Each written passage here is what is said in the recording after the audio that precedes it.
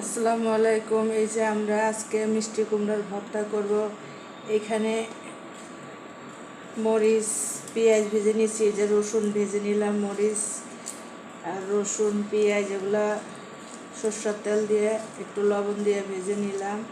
এখন এই যে শুকনো মরিচ এগুলা দিয়ে ভর্তা বানাবো।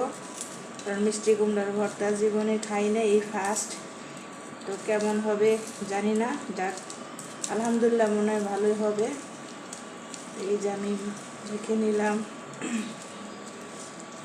তারপরে এইখানে দিলাম এই যে ধনিয়া পাতা, বিলাতি ধনিয়া পাতা, এটা দিয়ে আমি ভালো করে একটু মেখে নিব।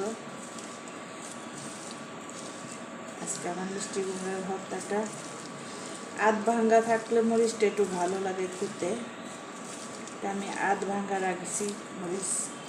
এই যে মিষ্টি কুমড়াটা আমি ভালো করে মেখে দিলাম।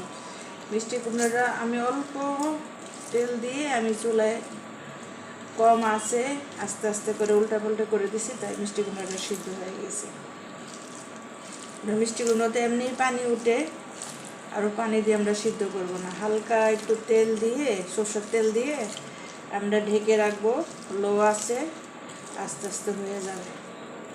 তো এই যে হয়ে গেল আমার মিষ্টি কুমড়ার ভর্তা। কেমন হলো আপনাদের মাঝে তুলে ধরলাম। এটা হলো আমাদের রাতের খাবার, কারণ তরকারি একটু শর্ট পড়লে আমরা একটু ভর্তা টর্তা করে নিই।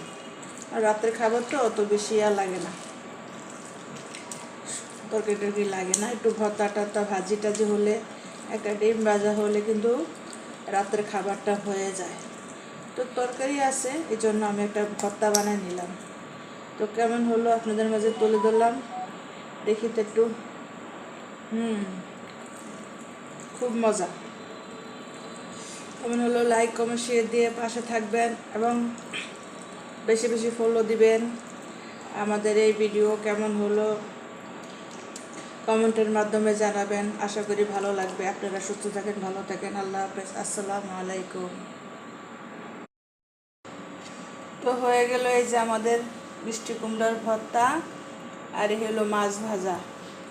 কেমন হলো আপনাদের মাঝে তুলে দিলাম। আসসালামু আলাইকুম, আল্লাহ হাফেজ।